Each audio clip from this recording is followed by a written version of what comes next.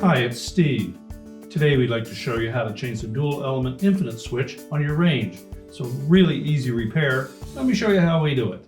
Now before we begin this repair, the first thing we'll need to do is to turn off power to the range. So you either pull it far enough forward that you can unplug it, or locate the electrical panel, turn off the appropriate breaker, or remove the appropriate fuses, and then we can start the repair. Now our next step will be to pull the range far enough forward that we can access the back of the control panel. Now once we're at the back of the range, we need to remove these 5 screws that secure that access panel. These are a number 2 Phillips screw.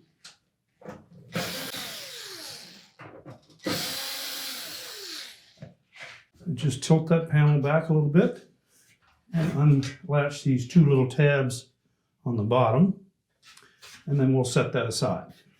Next, we'll locate the control that we're going to replace.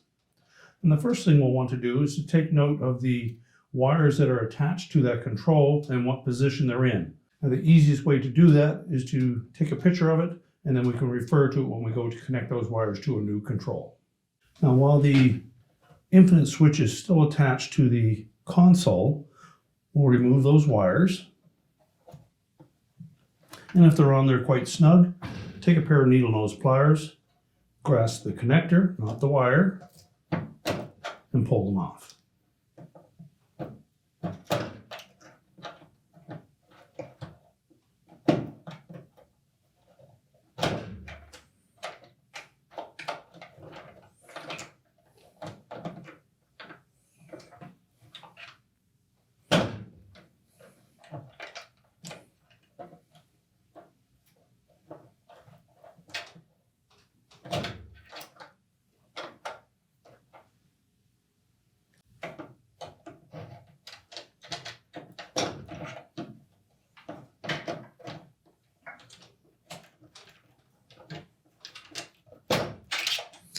Now, once we removed all the wires, we'll then go to the front of the console and remove the knob and the 2 screws that secure that to the housing.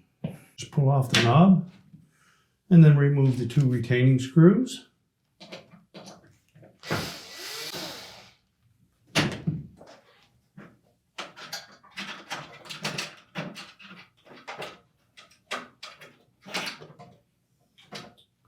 We can then remove that old control from behind and discard it. Now next we can either determine to attach the wires to the control first and then push it through the opening and mount it, or you can mount it on there first and then attach the wires while it is in place. So we'll go to the back of the range again. So now we can reattach the wires to the new control. Take note that if your control had a separate terminal in this bottom left-hand corner with a separate wire attached to it, and there is no longer a terminal in that spot, so you would need to splice it into the wire that attaches to the terminal next to it because it is a common point. So just go ahead and reattach those wires.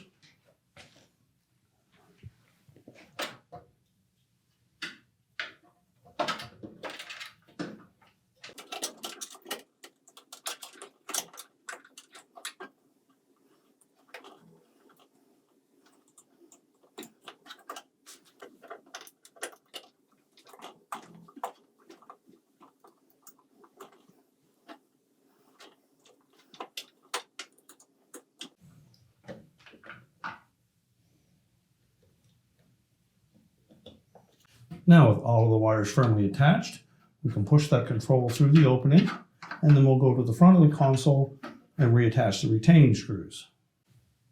Just center it in the opening and start one of the screws. Before we tighten it, we'll start the second one.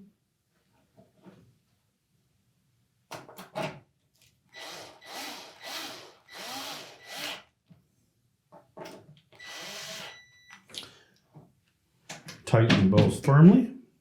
Now with the screws firmly attached, we're ready to reinstall the knob.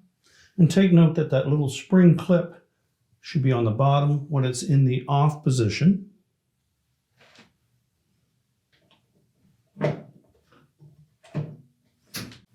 and just make sure that the knob is secure on that shaft. And then we're ready to go to the back of the console and reinstall the back panel.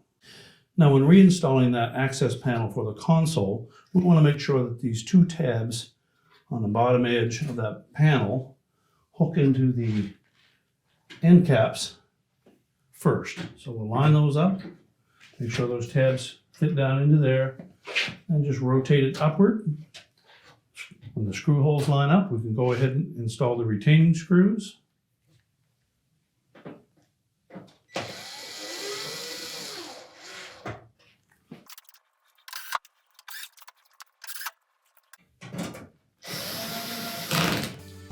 Now with that panel secure, we're ready to push the range back into place. We're now ready to push the range back into place, reconnect the power, and your repair is complete.